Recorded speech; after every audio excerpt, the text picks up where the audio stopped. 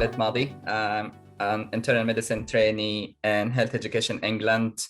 And I have with me my colleague, Mohammed Fadil. He's also internal medicine trainee in health education England. We are delighted to be here with you today to present to you our topic, which is Mohammed is sharing now, on the effect of sex on a neutrophil to lymphocyte ratio and coronary flow and ST elevation, myocardial infarction patients who have primary PCI. So moving to the next slide, this is a slide with some background information about our topic. As we all know that inflammation is an important step in atherosclerosis and its progression. And atherosclerosis is the main culprit for patients developing blocked coronary arteries and basically having heart attacks. So there were studies that confirmed that the mediators which were secreted by neutrophil caused vessel wall degradation and hence worsened the inflammatory response and worsened atherosclerosis and led to poor outcome in patients. And there were other studies also that proved that some of the lymphocyte function has actually anti-atherosclerotic action, and that led to controlling the inflammatory response and reducing the outcome of it. So a neutrophil to lymphocyte ratio, it's a ratio that is used widely. For some of you, you may have heard about it, others you may not have heard about it. It's basically a ratio of the neutrophil number divided by the lymphocyte number. It's normally done by calculating the neutrophil count and the peripheral blood sample and dividing it by the lymphocyte count in the peripheral blood sample. The normal ratio is between 1 and 3. Above that is abnormal, below that is abnormal as well. Above that could be related to infections, could be related to post-operation response, body response. Oncology patients can have this. They use it as a marker, therefore, to control the treatment and prognosis. Lower than that, it could be a neutropenic sepsis as well.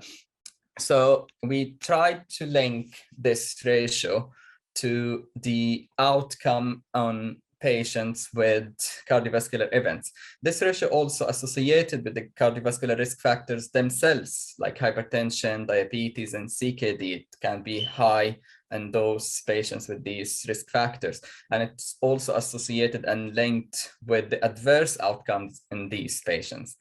Moving to the next slide. Thank you. So there are pieces of evidence is suggesting that female sex on its own is an independent predictor of poor outcome in ischemic heart disease patients who undergo a primary PCI. So our study tried to hypothesize and link the female patients who have primary PCI and their poor outcome. We're trying to link whether it's related to the exaggerated inflammatory response. And we use the neutrophil to lymphocyte ratio as a marker to study that, to see whether the enhanced inflammatory response was linked to the poor outcome in these female patients. So the study design was a prospective cohort study. We identified our sample with the patients who presented at the emergency. We explained the procedure to them and told them what we are about to do, and they gave us an informed consent and they were happy with it. The study setting was at Alexandria Main University Hospitals, an interventional cardiac center in Egypt.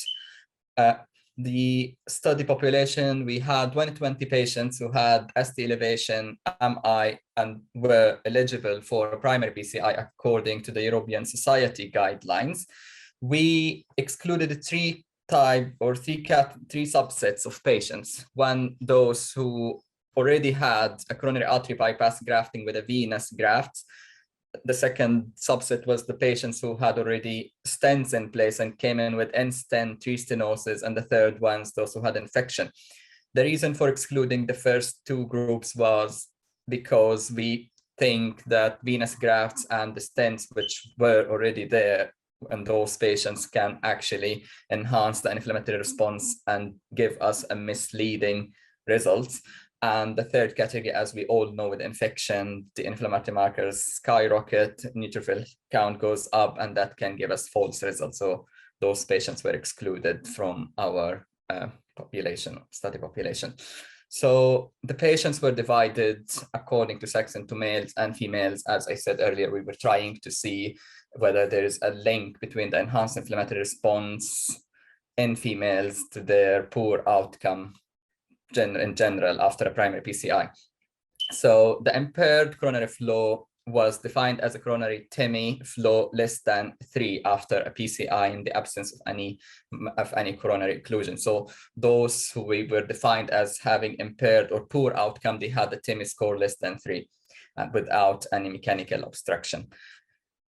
So yeah, data collection, as I said earlier, informed consent was obtained before enrollment.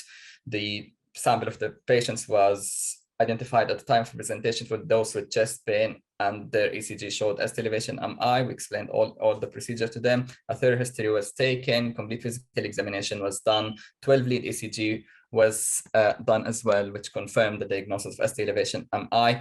More importantly, a full blood count was sent for all these subjects to calculate the neutrophil to lymphocyte ratio. And the neutrophil and lymphocyte counts were analyzed using high accuracy automated laboratory analyzers to get accurate results. The final coronary blood flow was checked by a blinded experienced consultant in interventional cardiology and make sure that the sample of patients with impaired coronary flow were correctly identified. So I will leave you guys with my colleague Mohammed Fadel here to talk about the other risk factors that could contribute to the outcome of the study and the results. Thank you. Hello everyone. Thank you, my colleague, Dr. Khalid. How are you?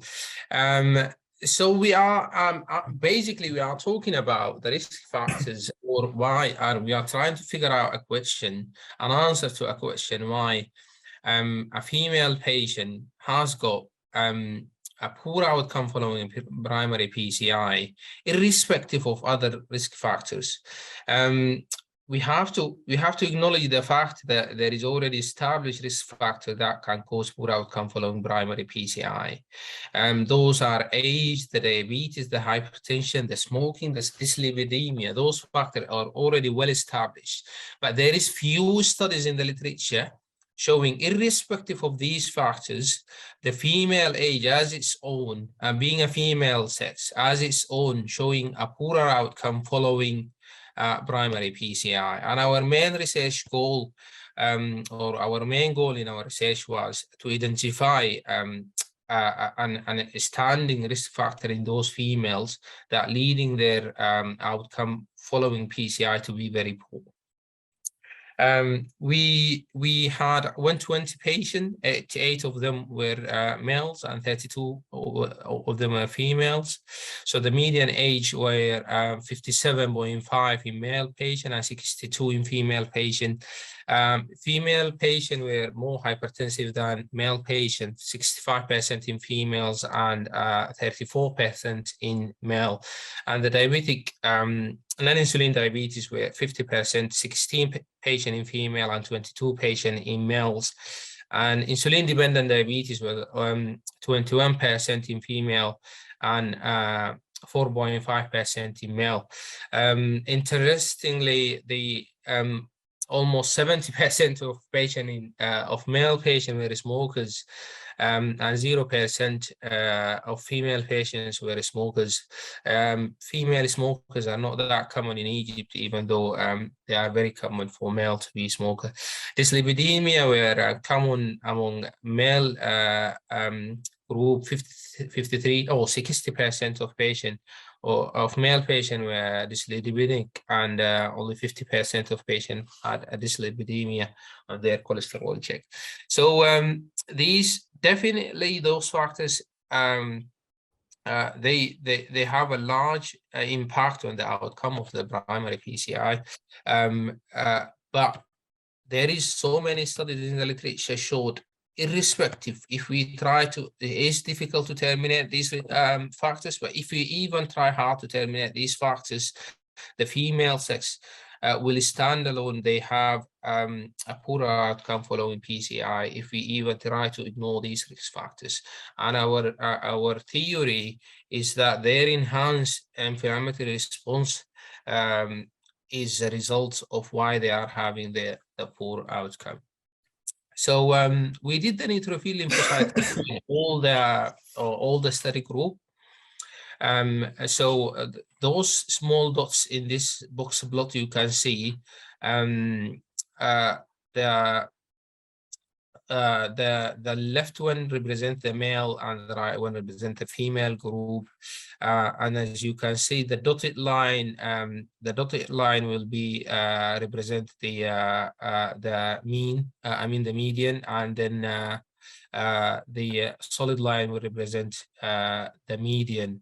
And as you can see, this is a total neutrophil lymphocyte ratio in over all the patients who were in the study. It was not different between it was not significantly different between the male and the female group. But this is not what we are looking for. We are looking for the patient who had an impaired coronary flow between those patients. So those are 120 patients. The neutrophil lymphocyte ratio were not significantly different overall. But let's look at the patient who had a impaired coronary flow, defined as a TIMI flow of less than 3. You can see here that there is a significant difference between the two groups from neutrophil lymphocyte ratio, where a female patient who had an impaired coronary flow, their neutrophil lymphocyte ratio were hovering around 9.8, 9.7, while the median and actually mean neutrophil lymphocyte ratio for those of male patients who had an impaired coronary following primary BCI was hovering around only around 4.55 or even like around 5.6, something like that. So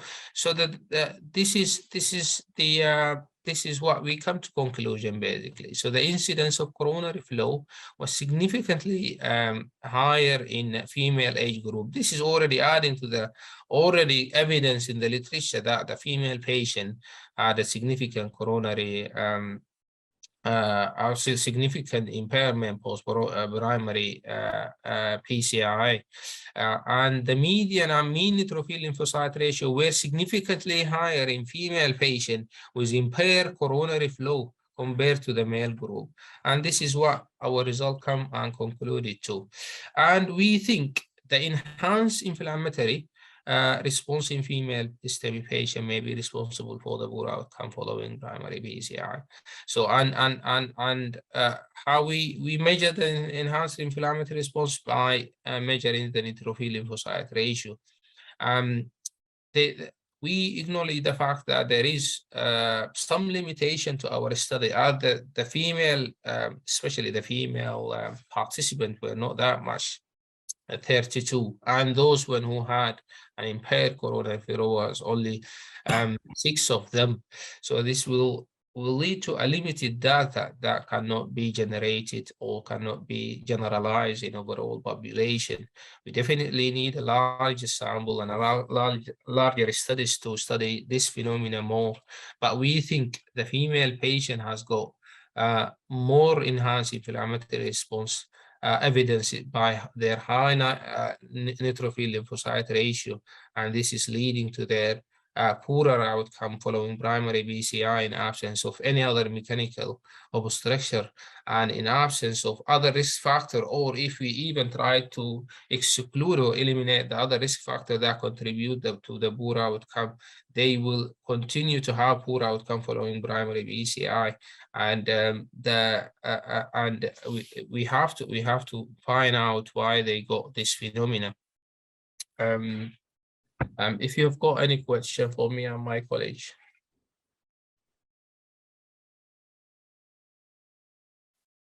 In that instance, I will say thank you and enjoy the rest of the day for the conference.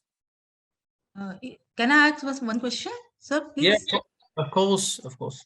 Yes, sir. The same inflammatory response is seen in both the premenopausal and the postmenopausal women, or is there any difference?